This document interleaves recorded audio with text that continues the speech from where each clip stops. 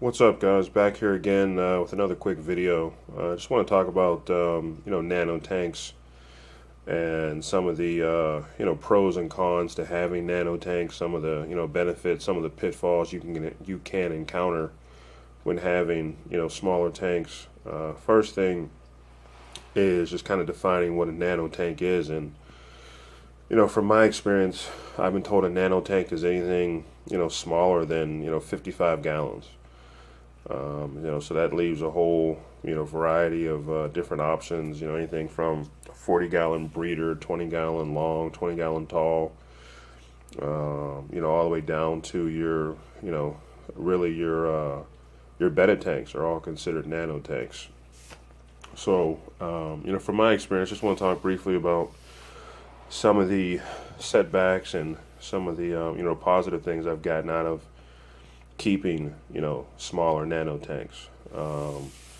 Starting I guess with the negative, probably the most obvious thing is when it comes to stocking your tanks with fish, you're pretty limited on what you can actually keep. Now, when I mean limited, I don't mean there's limited varieties. There's a ton of smaller nano fish out there, but if you're looking to keep bigger fish or grow some fish out, I wouldn't advise doing that in a nano tank, because you can really overcrowd and overstock your tanks a lot faster than if you had a bigger tank.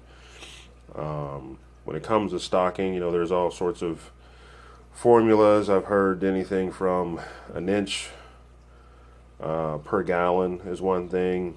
I've heard um, you know, one fish for every 2 gallons or something like that. I mean, there's all sorts of things, and really, what I've done is I've just kind of always, gotten information from the people at my local pet store, and a lot of this is trial and error.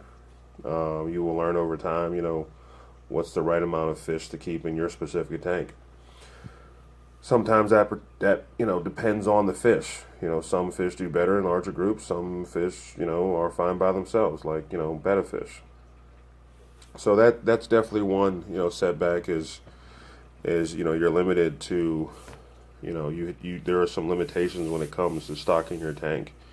I wouldn't recommend any cichlids or Oscars or any of those large fish or anything like that. You're going to be stuck to the neon tetras, the small barbs. There's I swear there's a million types of tetras out there, but a lot of those will do well in smaller tanks. So that's one setback. Another setback for smaller tanks is really, I guess I'd be looking at quality. When you go into your PetSmarts and your Petcos and you're looking at the plastic tanks and things like that, and the real little cute, colorful tanks and things like that. And I mean, they are cool. They are nice looking, but essentially they're not made to last. So you really have to look at, when buying a tank, looking at a tank that's built well. If you're looking at the equipment needed to run it, the filter, the lights, you want to make sure all that stuff is essentially built to last. You don't want to set up a tank and have it crap out on you in a couple weeks, because it's happened to me and it sucks. So sometimes these smaller tanks, they look really attractive and cute, but essentially you got to be careful, because you're, in a lot of ways, you're throwing your money away, because they're not going to be around long enough for you to really enjoy it, and get the full benefit of having smaller tanks. Another downfall is something that's near and dear to me is aquascaping ideas. You don't have a lot of real estate to play around with when it comes to scaping a smaller tank. You have, again, I guess the key word is limitations, but you can see in here I got a couple rocks, some driftwood, and some real low maintenance plants. You're not going to get the opportunity to do something really extravagant in here. Not to say that my level of aquascaping is very extravagant, but I know purchasing a smaller tank, I'm going to be limited, and of course, you want to make sure whatever fish you can put in here are going to be healthy and have enough room to move around. So, like I said, you're not going to have the opportunity to do anything elaborate when it comes to aquascaping. Another pitfall, and this is probably the one that goes overlooked the most with smaller tanks, is water quality. So when you're looking at the buildup of ammonia and other harmful chemicals in your water, they're going to build up a lot faster in smaller tanks than they would larger tanks. It really has to do with the amount of water diluting whatever harmful toxin is in the water. And when you don't have much water, you don't have much dilution. So you really want to be aware of your water qualities and keep up on your water changes. Believe it or not, I have to do more water changes on this 5-gallon tank than I do on my 20-gallon tank, because the chances for harmful chemicals to build up is a lot faster in this smaller tank than it is the bigger tank. So keep that in mind as well. A lot of people think the bigger tanks are more work, and they generally are when it comes to setting them up. But once you get them set up, they're actually easier to maintain than the smaller ones. So keep that in mind as well.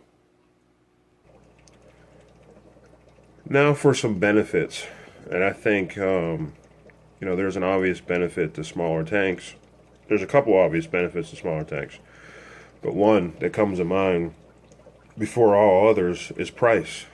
You can really, on a budget, put together something really, really nice and not, overspend. You can get some real hardy, inexpensive fish, some real low maintenance plants, some rocks, some sand, whatever you want, a bag of dirt. And it's not gonna, you're not gonna overspend, that I can promise you. Yeah, you may want to invest in a decent light, make sure you have a good filter, but these are definitely a lot cheaper to put together, like I said earlier, and set up than some of the larger tanks. I think this tank right here, I may have spent total maybe $80 setting this whole tank up. That includes the fish. I think I got the tank on a discount. The stand was $20, maybe $100. Maybe $100 is probably what it took for me to put this whole thing together. So keep that in mind too. When you're starting out, don't overdo it unless you can afford it. Whatever. I'm not telling you how to spend your money, but I know for me, I definitely had to start out smaller. And stay on a budget, with these things. And these smaller tanks can definitely help you, stay on a budget. And this is a pretty obvious one.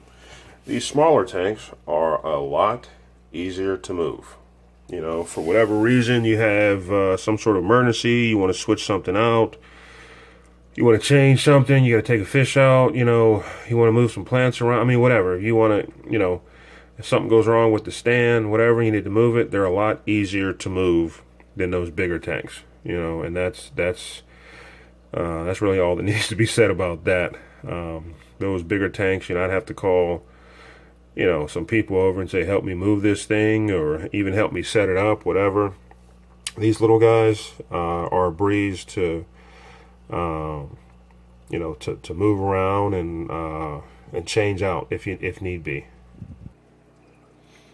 And I think, lastly, these smaller, nano tanks, if you will, provide an opportunity to, explore some ideas, try some different fish, because you can keep more of them, And I know that sounds obvious, but when you really start thinking into, stocking, and you don't have enough room in this tank for this fish, you can get another tank and put them in that, and get another tank, and add fish to that tank. Plants, aquascaping ideas, different lighting things, filtration. You know, you have more of an opportunity to kind of try things and watch things develop over time, in my opinion, than maybe if I only had one tank. You know, if I had one tank, I only have one aquascape. I only have, you know, maybe one or two, or how many of different types of fish. Maybe I don't have enough room to try another type of fish. Maybe, you know, the substrate, you know, I want to try something different there, you know. So I think having more tanks allows you greater opportunity to try new things and explore different ideas that you may have, or maybe you know, you learn something on YouTube, or you're you know, the owner at the pet store told you to try this. You can do that, you know, sometimes with smaller tanks. So you have a great deal of flexibility when it comes to exploring new ideas and trying new concepts. So that's my quick video on you know, just some pros and cons of nano tanks. You guys got any questions, please send them my way. Other than that, see you guys down the road. Bye.